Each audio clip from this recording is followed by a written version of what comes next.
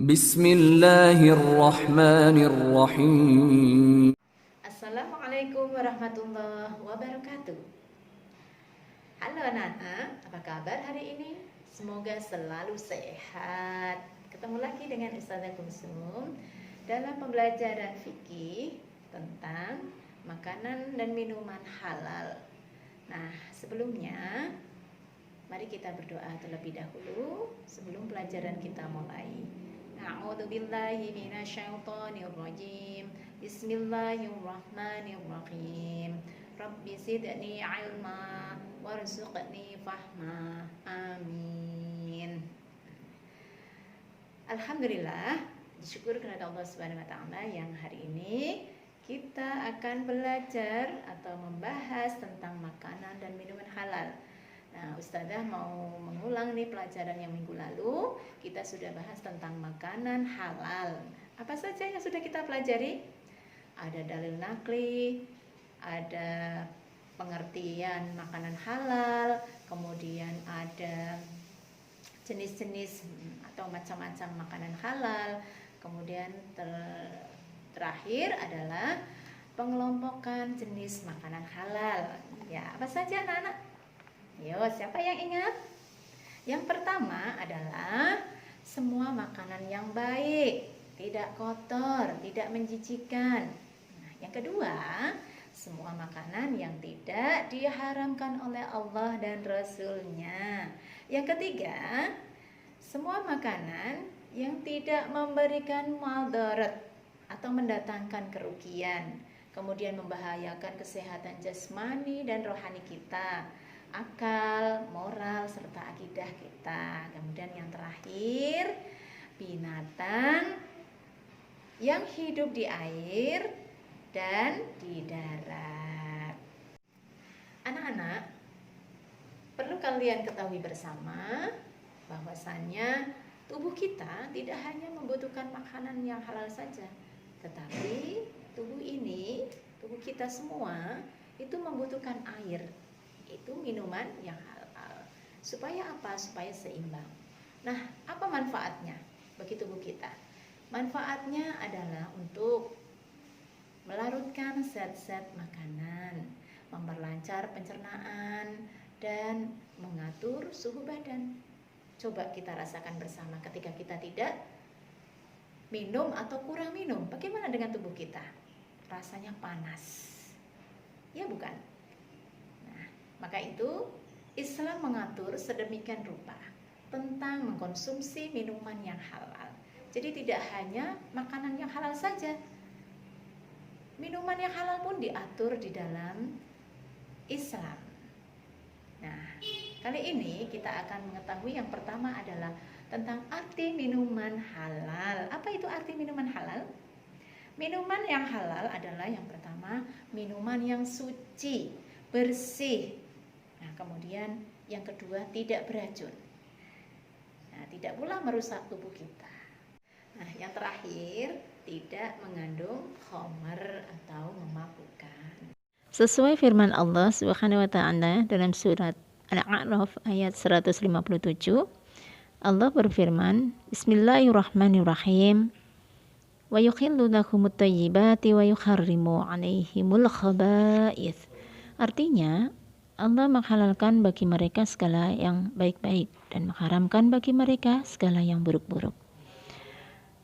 Dan ditegaskan pula oleh sabda Nabi Muhammad sallallahu alaihi wasallam yang berbunyi,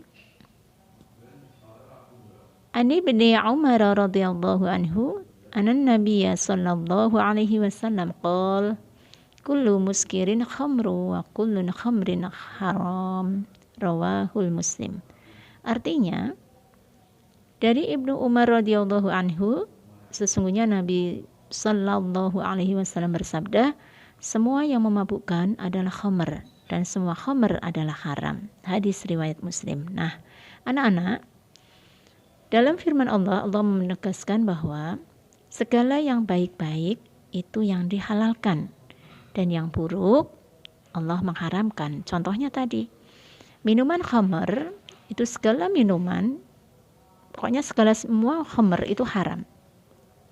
baik itu memabukkan maupun tidak memabukkan.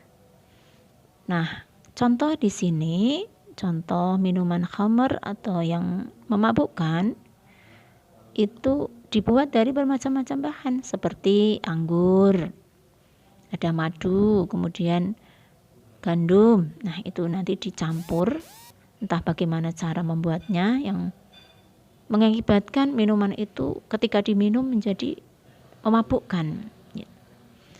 Nah, yang kedua, kita akan membahas tentang jenis-jenis atau macam-macam minuman yang halal. Minuman yang halal pada dasarnya terbagi menjadi 4 bagian. Yang pertama adalah semua jenis air atau cairan yang tidak membahayakan bagi kehidupan manusia, membahayakan jasmani, rohani, atau akal, jiwa, dan akidah kita. Nah, contoh misalkan minuman yang berasal dari air alami seperti ada air sumur, air dari mata air sungai, air danau, air hujan, dan air kelapa, dan lain-lain. Yang kedua, minuman yang airnya bercampur benda lain yang halal seperti susu, kopi, teh, bandrek. Bandrek itu minuman rempah-rempah itu dan lain-lainnya. Yang ketiga, minuman yang melalui proses kimia. Nah, contohnya minuman yang bersoda seperti Sprite, Coca-Cola, Fanta, dan sejenisnya. Nah, minuman ini tidak baik dikonsumsi jika terlalu banyak. Maka akan menimbulkan mungkin sakit atau penyakit yang lain. Nah, tadi contoh minuman yang asal airnya alami. Sekarang air atau cairan yang tidak memabukkan walaupun sebelumnya pernah memabukkan. Seperti contohnya arak yang difermentasi. Nah, arak itu kan awalnya haram, kemudian melalui fermentasi menjadi juga halal dimakan. Kemudian yang ketiga, air atau cairan itu bukan berupa benda najis atau terkena najis. Nah, semula cairan itu bersih, suci. Nah, tapi tidak misal kecipratan entah benda-benda yang lain yang terkena najis seperti misalkan kencing kucing atau kecipratan benda cairan yang lain atau kejatuhan misalkan kotoran yang najis atau dan lain sebagainya gitu. Kemudian yang terakhir itu air atau cairan yang suci yang didapat dengan cara yang halal. Nah, diperoleh dengan cara yang sah dalam agama. Artinya didapat dengan cara yang halal itu tidak mengambil tanpa sepengetahuan yang punya. Jadi ketika anak-anak misalkan nih haus, nah kemudian temannya membawa minuman, maka harus izin dulu, tidak asal ambil. Nah, itulah macam-macam minuman yang halal yang sesuai syariat Islam. Nah, selanjutnya, bagaimana sikap Muslim atau sikap orang Muslim terhadap makanan dan minuman tersebut? Nah, kita sebagai seorang Muslim harus berhati-hati. Sebagaimana Islam menegaskan tadi firman Allah dalam surat Al-A'raf ayat 157 dan sabda Rasulullah. Nah, Islam menyuruh kita untuk memelihara diri dan kesehatan kita. Kita dilarang menyakiti dan menganiaya diri sendiri. Maka dengan demikian makanan dan minuman itu termasuk ibadah anak-anak. Mencari makanan dan minuman yang halal. Nah, ada beberapa cara yang harus kita perhatikan nih dalam hal makanan dan minuman. Yang pertama adalah sebelum makan dan minum, kita harus membaca doa atau bismillah. Supaya apa anak-anak? Barokah. Nah, yang kedua, kita hanya akan makan kalau memang sudah lapar dan berhenti makan sebelum perut kenyang. Nah, ketika kita lapar nih, kita mengetahui perut kita lapar. Nah, saat itu kita makan dan berhenti makan sebelum perut kenyang. Artinya apa? Ketika sudah kenyang ya jangan makan terus. Berhenti, itu sunnah Rasul. Yang ketiga, makanan dan minuman yang kita makan adalah untuk memenuhi kebutuhan tubuh atau tubuh kita ini memerlukan zat-zat tertentu. Oleh sebab itu, makan dan minuman tersebut harus yang bersih, sehat, mengandung cukup gizi, dan halal. Itu yang terpenting. Yang keempat, dalam mencari makanan dan minuman harus diusahakan dengan cara yang halal. Nah, itu dia tadi ya. Nah, anak-anak, selanjutnya kita juga harus menghindari makanan dan minuman yang diharamkan, yang buruk tadi. Kata Allah, jangan sekali-kali kita mencobanya atau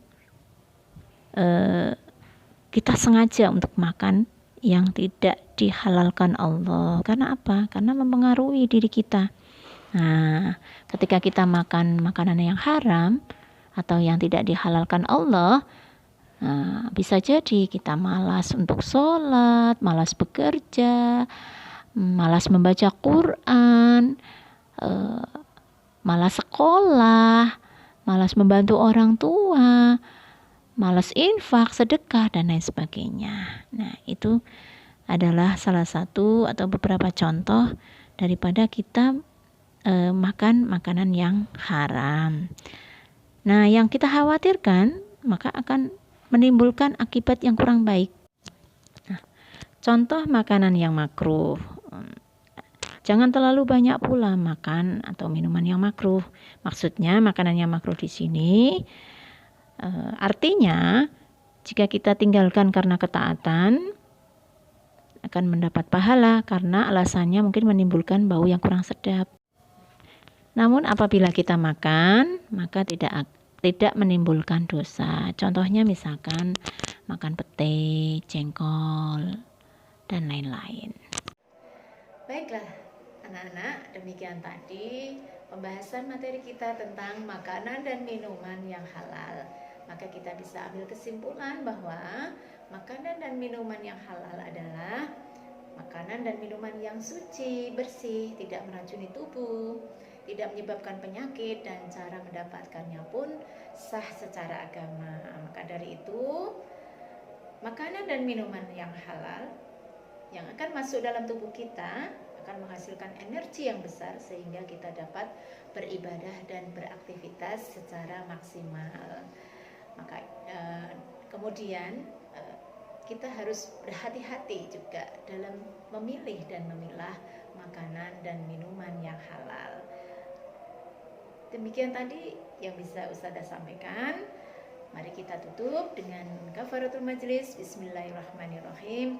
Subhanakallahumma wa bihamdik asyhadu an la ilaha illa anta astaghfiruka wa atubu ilaik. Semoga bermanfaat. Assalamualaikum warahmatullahi wabarakatuh.